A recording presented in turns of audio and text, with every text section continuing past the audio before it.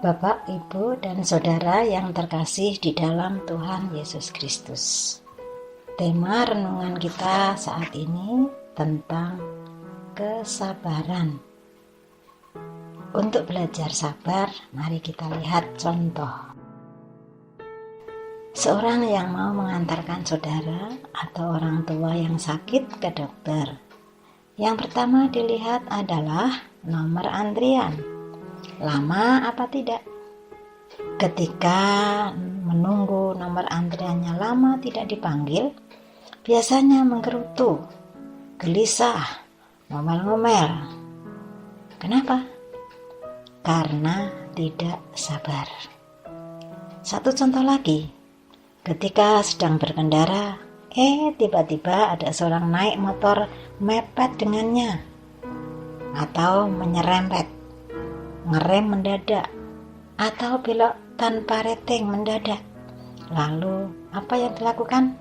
Mengumpat dengan kata-kata kasar, bodoh lah, pecicilan lah, gak tahu aturan, dan sebagainya. Hal ini menunjukkan sikap orang tersebut. Sabarkah dia? Ternyata sulit menjadi orang sabar.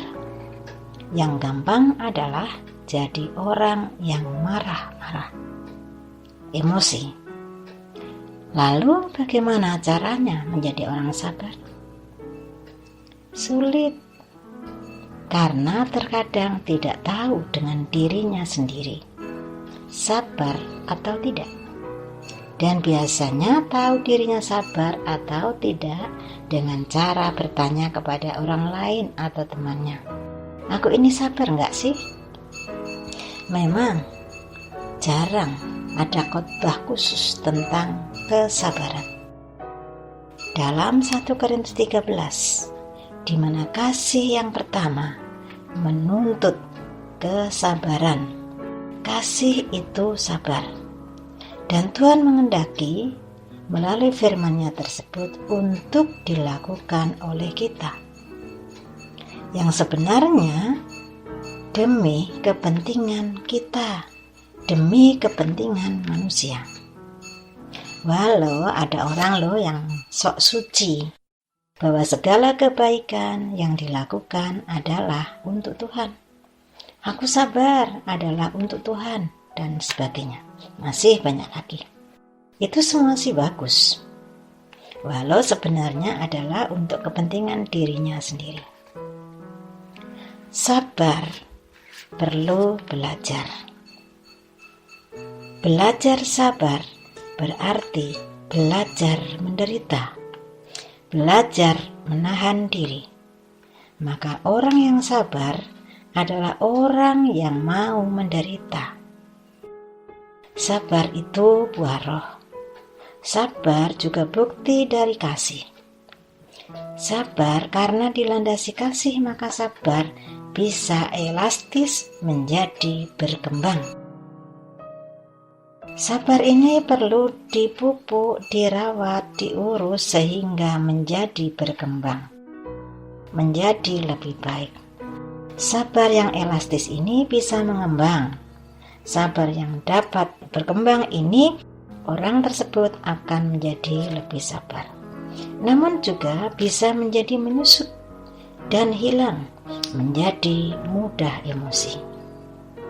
Maka perlu diketahui bahwa hal-hal yang kita jumpai yang membuat kita jengkel, membuat kita marah, tidak menyenangkan, dipakai oleh Tuhan untuk mengembangkan atau menyusutkan sifat kasih tentang sabar tersebut. Bisa dipakai Tuhan untuk menolong kita menjadi lebih bertumbuh dalam kesabaran. Kita diuji emosi kita. Kita bisa belajar sabar, tidak mengumpat. Kasih yang kita miliki semakin berkualitas. Kapasitas dapat diperluas. Tidak gampang emosi karena kita dekat dengan Sang Pohon Kesabaran, yaitu Yesus Kristus. Mari kita selalu melekat pada pohon kesabaran, yaitu Yesus Kristus. sehingga kita bisa menjadi orang yang sabar dan nama Tuhan dipermuliakan. Tuhan memberkati. Amin. Kasih itu sabar